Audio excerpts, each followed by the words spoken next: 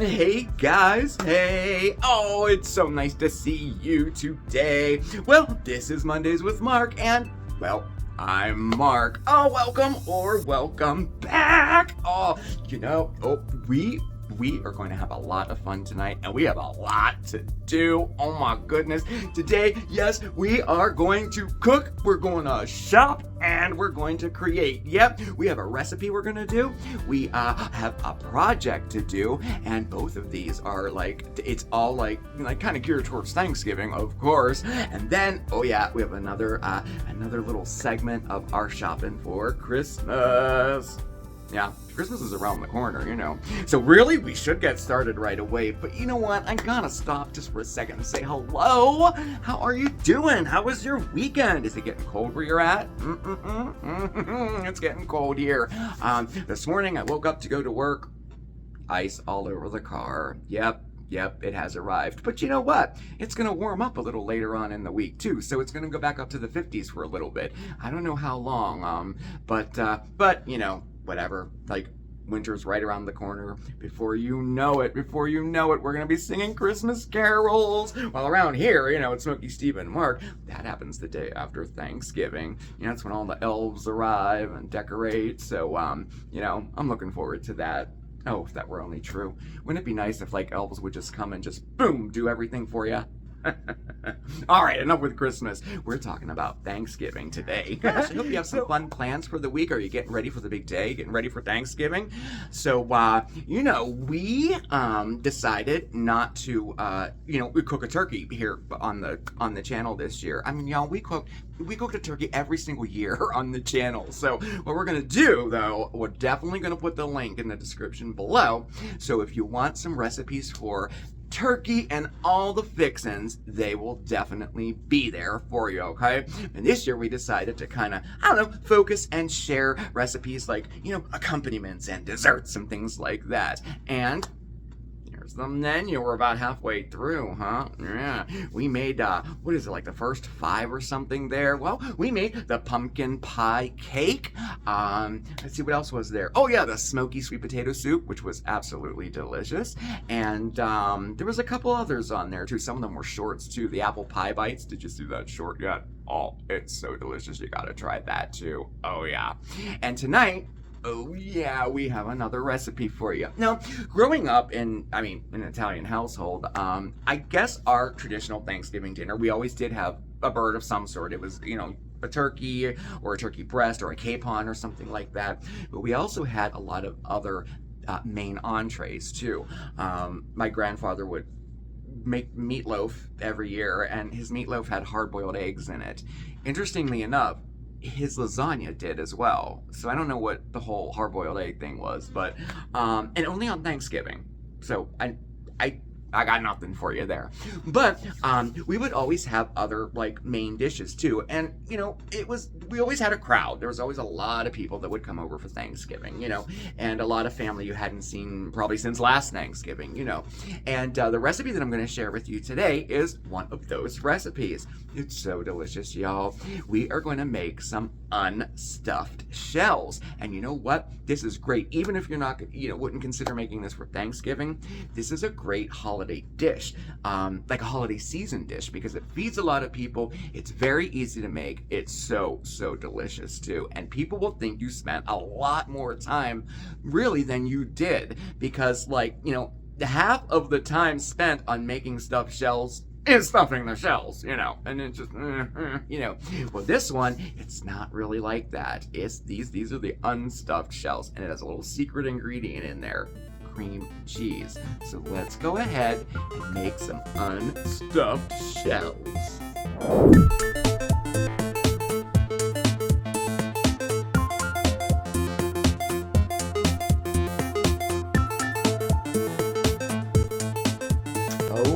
here are the ingredients. So back here we have one 14-ounce box of jumbo pasta shells, and we cooked them to al dente, and they're just chilling back here in some cold water. Then we have 1 tablespoon of butter, 1 tablespoon of olive oil, 1 medium onion, and 2 stalks of celery, which are all chopped up there, 1 pound of lean ground beef, 80-20, you could do 90-10, or if you're lucky to find it, 95-5, oh yes. Okay, and then for our seasonings, we have 2 tablespoons of fresh chopped garlic, 1 tablespoon of fresh chopped parsley, and 2 teaspoons each of fresh chopped oregano and basil. And back here we have 1 additional tablespoon of chopped up parsley, and 1 jar, about I think that's about 24 ounces, yes, of your favorite pasta sauce. And as far as our filling goes, in our bowl here we have 8 ounces of cream cheese at room temperature. We have 1 cup of ricotta cheese, 1 egg, and then we have another tablespoon of fresh chopped parsley. That would be 3 tablespoons total. There, and there. Okay, I could have said 3 tablespoons separated, but you know. Anyway, we have 1 teaspoon of salt and a half teaspoon of pepper, and then 3/4 of a cup of freshly grated Parmesan cheese. And to finish things up, we have about 2 cups or so of shredded mozzarella. Okay, so the first thing we do is we saute up that ground beef and the onions and the celery. And I did that by starting with the celery and the onions first, and I let them saute down for about 4 to 5 minutes, and then I added the ground beef, and we're just gonna brown that up until no pink remains. And now we're gonna add all of our seasonings. Bam! All at once there, yes. And then give that a stir, and let that cook down, just for about a minute or so. And then what we have to do, we gotta drain off that grease in here too, you know. And then we're gonna return it back to the heat, and I'll see you then, okay? We good. Okay, so now at this point, we're gonna add our pasta sauce, just like so. Okay, and then we're gonna give it a stir, get all that yummy meat. This is a nice, quick, easy meat sauce to make too, even if you're not doing this recipe. It's actually pretty darn delicious. Okay, so now we're just going to bring this up to a boil, reduce the heat, and let it simmer until we're ready to use it. And now we make our filling. So we have all of our filling ingredients in here. That's our egg, our ricotta, our cream cheese and parsley, salt, pepper, and we're gonna add our Parmesan right to it like that. And I'm just gonna take just a little handful, like a little handful of our mozzarella, and I'm gonna add that to it too. And we're just gonna stir this up until it's nice and combined. All right, we are good, definitely. Okay, so now I transferred my pasta to a pretty big bowl here. It's pretty deep, and I drained it pretty good there, you know, so it's ready to go. And we're gonna add our cheese mixture right to the pasta. Yes, we are. And then we're gonna kind of gently stir to coat all of that pasta up. Oh boy, and there you have it. Crazy, huh? Did you ever see this before? Okay. All right, they're all nice and evenly coated there. Now it's time to assemble. Alright, so we have a baking dish ready to go. I sprayed it with some cooking spray, you know, a lasagna pan, 13 by 9 pan, and you'll be good. So we're going to put about half of our sauce on the bottom of the pan here. Now we're going to top it with our pasta mixture. Right, there we go. Ooh, okay, and then we're gonna top, with the rest of our sauce. Just kind of maybe spread it on there. And now, finally, okay, not totally finally yet, but almost finally, we're gonna sprinkle our mozzarella cheese on top. And, okay, and now finally, this is where our last tablespoon of fresh parsley comes in. Oh yes, just sprinkle that all over the top. Whoa. Okay. Alright, okay, so now we're going to bake in a 350-degree oven for 20 minutes, but we're going to cover it with foil first, and then we're going to remove that foil after 20 minutes and let it bake for about another 10 to 15 minutes. Okay, I'll see you on the other side.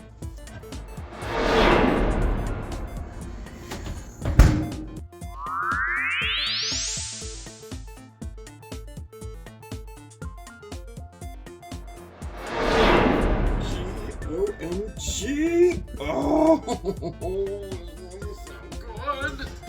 Okay. Oh, if you could just smell it. Oh, I'm so excited. Oh, this looks wonderful. Okay, so what we're going to do, we're just going to let this cool down for about 10 minutes or so before we dig in. And really, I mean, that's all there is to it. Oh, so delicious. All right. I'm gonna plate this up and give this a try. But there you have it, our deconstructed stuffed shells.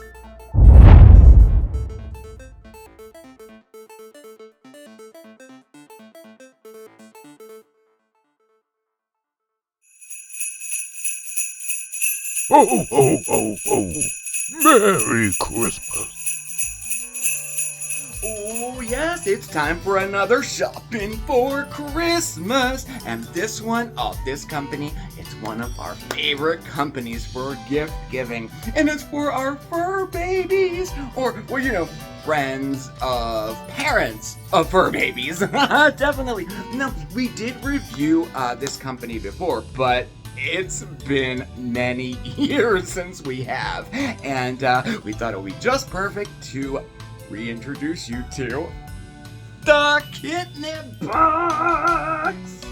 The Kitnip Box is a monthly mail service that gives your kitty a box full of treats and toys. Now, whether you're buying it for yourself or as a gift, you can choose a monthly box, bi-monthly, 3 times a year, 4 times a year, or even just a single box.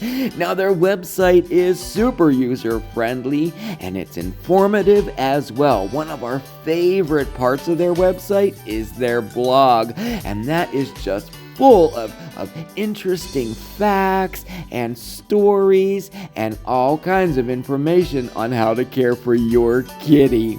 Now, they accept all major credit cards and PayPal, and their customer service is out of sight.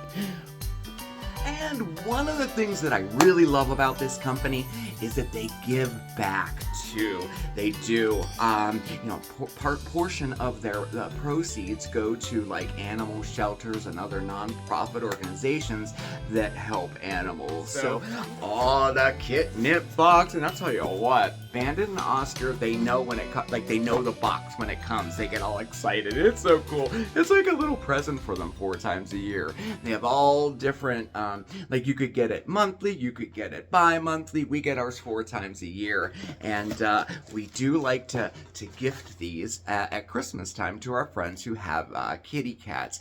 Sometimes we'll give like the entire box. We've also gifted entire subscriptions, and then sometimes I'll take them apart and then like add the little things that are inside the box. I'll add it to gifts that I give people, so you open it up and it's like this. You have a little postcard and it tells you everything that's inside the box, like that. And it looks like that, a little sticker, and then it's just packed full of like toys and treats for the kitties. Look. I like to see. Well, here, we're gonna look right now. Ooh, what is this? Nala Food Dispensing Goody Wobbler. Oh, how cool is that? You put treats in it and they kick it around and treats fall out. Oh, that's great. And then sometimes they're themed too, like you saw Dan and Oscar playing with it. That was the Halloween box. And I don't know if this one's themed or not. Sometimes they are, sometimes they're not. Oh, look, it's a designer catnip mouse. Ooh, designer. Ah, look at this. Oh my gosh. Dom Perignon. Cat toy with catnip in it. And, oh, they love these sticks. It's a stick and a little fishy on the end of it. And what are these? Fun little things here. It's a tea party. Little sachets with look. It's so cool. Like our kitties need any more toys. Oh my goodness. And then we have, we got some treats. There. And then we have, what is this? One ingredient, freeze-dried minnows. I don't know about that. Freeze-dried minnows. Ooh, I'll be anxious to see if they like these. And that was what was in this box here. They really are fun boxes, and they're affordable, and they do make really nice gifts at Christmas. And we do have an exclusive discount code, so if you use that, you get to save 15% off of your purchase, and then we get 15% off of our purchase too. It's kind of a win-win. It's really, really cool. So that was our company for today's shopping for Christmas. Oh, this is so cool.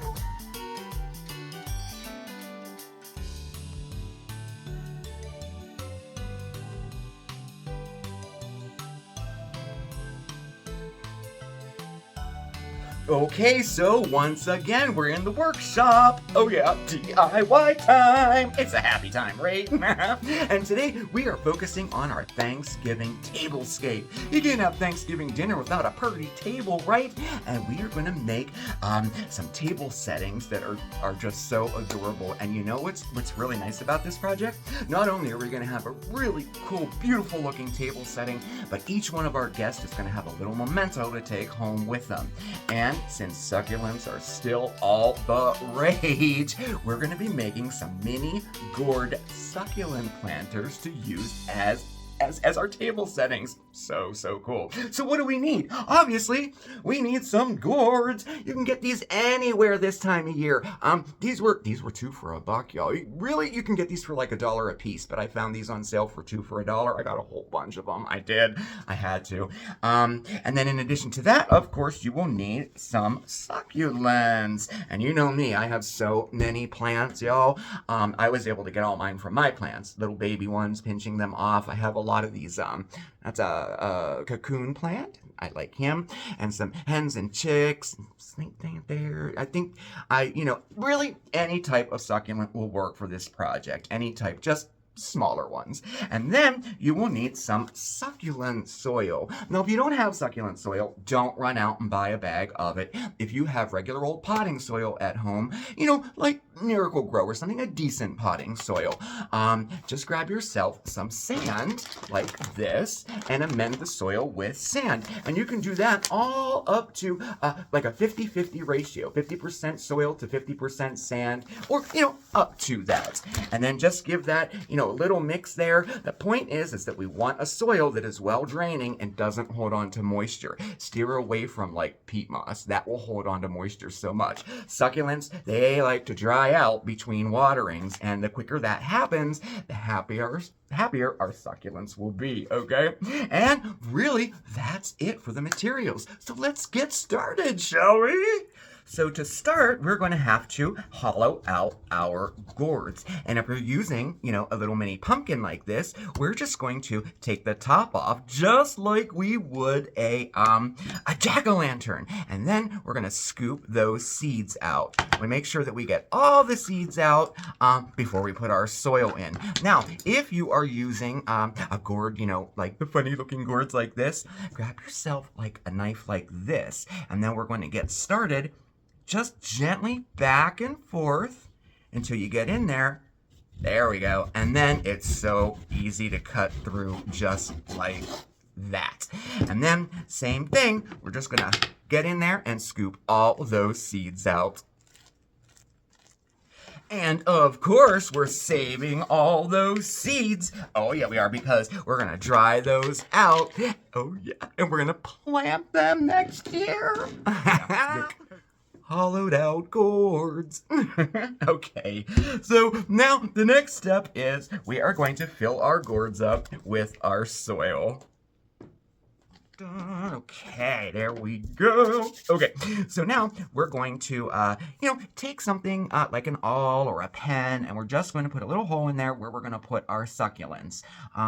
Let's see, I think we'll use him for this here, okay? And we're really put down just like that, and then kind of firm the soil around it just a little bit. The nice thing about succulents are they don't need to have established roots already, to plant. These will take and they'll just look so beautiful.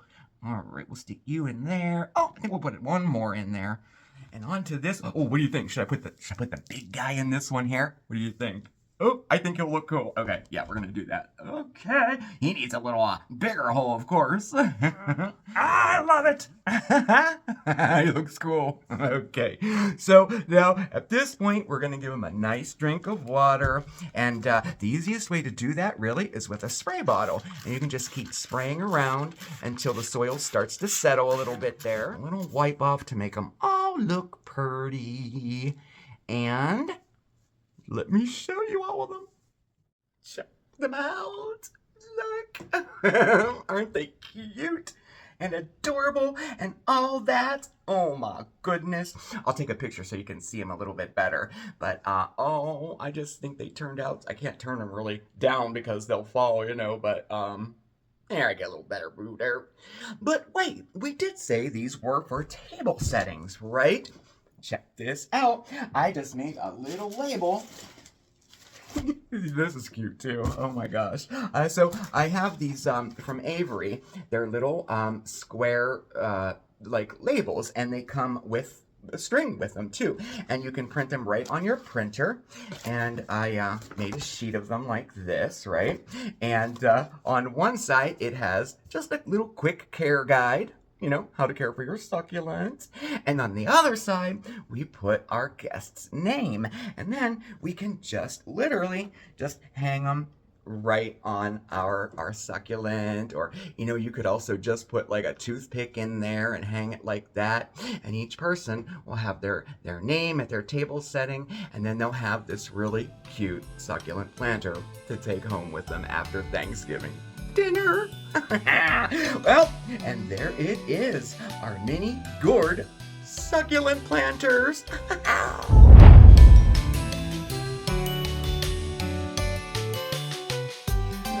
Now that we have our table settings done, we need something for the center of our table. And keeping with the theme of like gourds, we're gonna make a vase out of a butternut squash. So you're going to want to get yourself like 2 or 3 butternut squash in different sizes. And then we're going to just cut the top right off and discard that. And then we're going to scoop out all of the insides. And to do that, we're just going to grab ourselves a spoon and come in just about, say, 1/2 inch or so from the edge. And we're just going to make a little ring all the way around. Dun, dun, dun. Okay, and then scoop that part out like that. And then we're just going to continue all the way down in until we get to the seeds. And then we're going to scoop all those seeds out. And that's really easy. We literally can turn it upside down and tap them out. This part here, you're going to want to use like, a spoon like we just used. You can also be careful and use a paring knife to kind of score it there, around and then scoop it out. And I have found an iced teaspoon. Oh, this is your best friend for this project because it's nice and long and you can just keep scooping it all out just like this. And of course, I'm saving all of my scrapings here to make some butternut squash soup. Oh yes. All right, so now we got, you can see down in it, we got all the way down to the seeds there. And so now we should just be able to tap it out. Please don't make a liar. Nice. Just tap it out. And our seeds, look at all those seeds, should just come right out. And then using our ice teaspoon, we're just going to get the rest of those seeds out because we don't want any seeds in the bottom there at all. Dun, dun, dun. Doesn't seem there's any seeds in here. I think we're good. No seeds left in there. Oh, nice. So now we have a butternut squash vase. Oh, how cool is that? That's all there is to it. Well, except for putting our flowers in it. And y'all, like this is I get so much joy this time of year because I get to show off my my dried flowers, the straw flowers I grow and some other ones there, but mainly the straw flowers. My favorite flower that I grow in the garden. And we're just gonna pop these right in there. How nice is this for the center of our Thanksgiving table? Have 2 or 3 of them there with maybe some candles. I'm going to make a little tablescape in a minute, and I'll put everything together, and you can see how it kind of meshes and give you some ideas maybe that you can use for your Thanksgiving tablescape. And if you want to use real flowers, fresh flowers, oh my gosh, it's so easy. All you're going to do is grab yourself a Ziploc bag and some paper towels. Just like that. And then all you're going to do, here I have some fresh ones here. I just pulled these today. And then you're just going to wrap the base here of your fresh cut flowers there. Pop them into your Ziploc bag or a sandwich bag there, a plastic one. And then you would just put this whole thing down in the vase like that. So, okay, I'm going to get working on our tablescape. And there you have it, our butternut squash vase.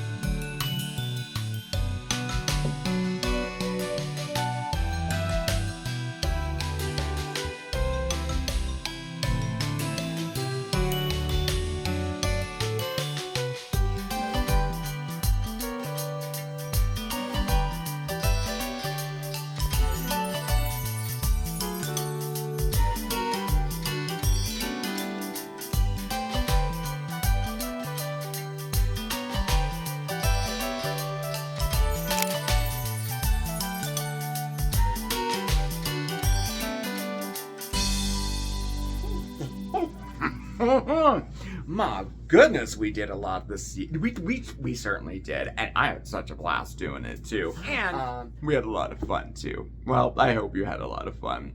So thank you so much for spending your time with me today. It means the world to me. Definitely hit that subscribe button and that notification bell too, so you know when we have a new video coming out. All of our contact information is right down below. Our post office box, our email address. If you have any questions or anything, just shoot me an email. Check us out over on Facebook, Instagram, and X. Thank you again, everybody. You have a fantastic week, and I'll see you next time, okay? Ciao, everybody. Mwah.